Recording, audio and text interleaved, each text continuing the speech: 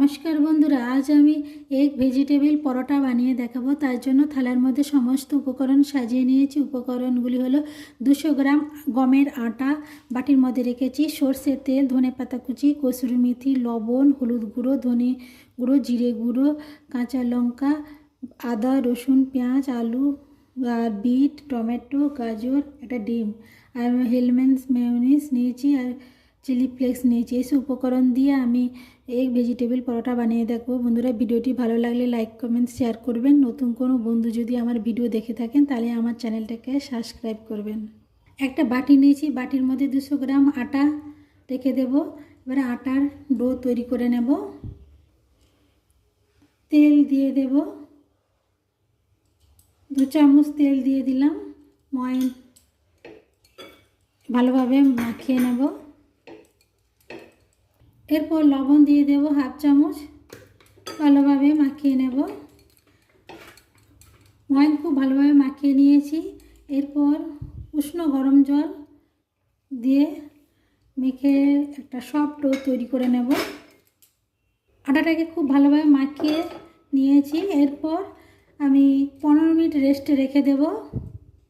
পরোটার পুর তৈরি করার জন্য গ্যাসে কড়া বসিয়ে দিয়েছি। কড়া গরম হয়ে গেছে। কড়াইতে 2 চামচ সর্ষের তেল দিয়ে দিলাম।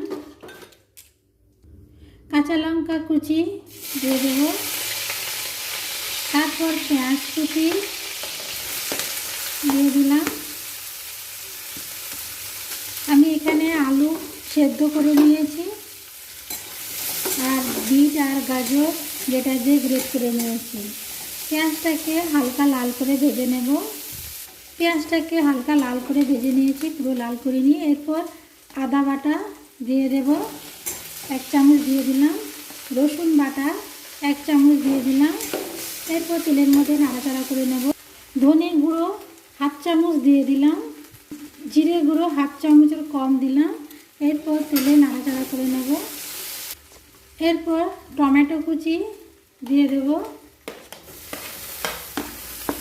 তেলের মধ্যে নাড়াচাড়া করে নেব। এরপর গ্রেটার দিয়ে গ্রেট করে নিয়েছিলাম বিট আর গাজর দিয়ে দিলাম কড়াইয়ের মধ্যে।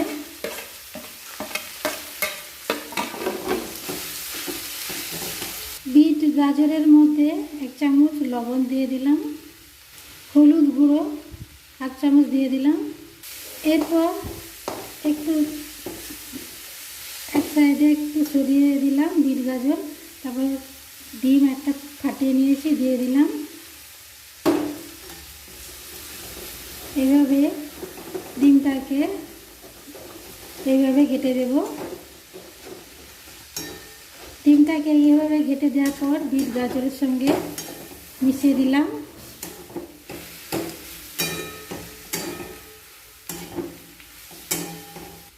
এইভাবে 2-3 মিনিট নাড়াচাড়া করে দেওয়ার পর সেদ্ধ করা আলু চটকে নিয়েছিলাম দিয়ে দেব।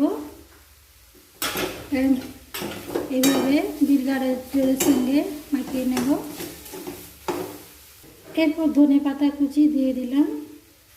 কসুরি মেথি অল্প করে দিয়ে দিলাম। চিলি ফ্লেক্স অল্প করে দিয়ে দিলাম। হেলমেন্স মেয়োনিজ দিয়ে দেব 1 চামচ।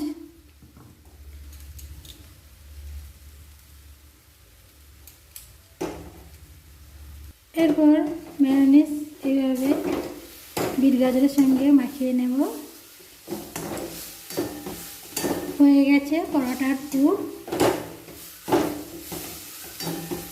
পরোটার পুর তৈরি হয়ে গেছে। এরপর গ্যাস থেকে কড়া নামিয়ে নেব। এরপর আটার ডোটাকে নিয়েছি, এখান থেকে ছোট ছোট লেচি তৈরি করে নেব। সব লেচিগুলো তৈরি করে নিয়েছি। এরপর এইভাবে গোল বলের মতন তৈরি করে নেব সব লেচিগুলো। এরপর এই বলগুলো রুটির মতন চাকতি বেলনায় বেলে নেব। 4টে রুটির মতন বেলে নিয়েছি। এরপর একটা রুটির মধ্যে পুর দিয়ে দিলাম, এভাবে চারদিকে পুর মেলে দেব।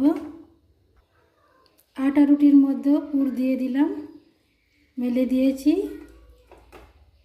এরপর একটা রুটি আরেকটা রুটির মধ্যে এভাবে চেপে দিব, চারধারে এইভাবে চেপে দিলাম যাতে চারধারে খুলে না যায় ভাজার সময়। আরেকটা রুটির উপর এইভাবে চেপে দিলাম, চারধারে এইভাবে মুড়ে দেব। দুটো পরোটা ভালোভাবে মুড়ে নিয়েছি। এরপর গ্যাসে তাওয়া বসিয়ে দেব, দিয়ে তেলে ভেজে নেব। গ্যাসে তাওয়া বসিয়ে দিয়েছি, এরপর পরোটা ভেজে নেব। একটা দিয়ে দিলাম, এরপর উল্টে দেব। দু পিঠ ভালোভাবে সেঁকে নেব, আবারও উল্টে দেব। এরপর সর্ষের তেল চারধারে এইভাবে দিয়ে তেলে ভেজে নেব।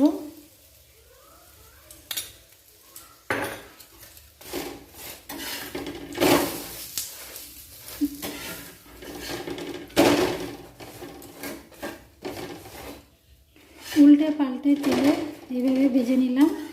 হয়ে গেছে পরোটা, খুব সুন্দর হয়েছে ভেজিটেবিল এগ পরোটা। এরপর প্লেটে নামিয়ে নেব। বাকি পরোটা এইভাবে ভেজে নেব। সব পরোটাগুলো ভাজা হয়ে গেছে, পাত্রে তুলে রাখবো। ভেজে রাখা পরোটাগুলো পাত্রে তুলে রেখেছি। এইভাবে পরোটা বাচ্চাদের স্কুলের টিফিনে দেবেন, বাচ্চারা খুব খুশি হয়ে যাবে। এই ধরনের পরোটা খেতে খুব ভালো লাগে। একটা ছুরি দিয়ে কেটে দেখাচ্ছি।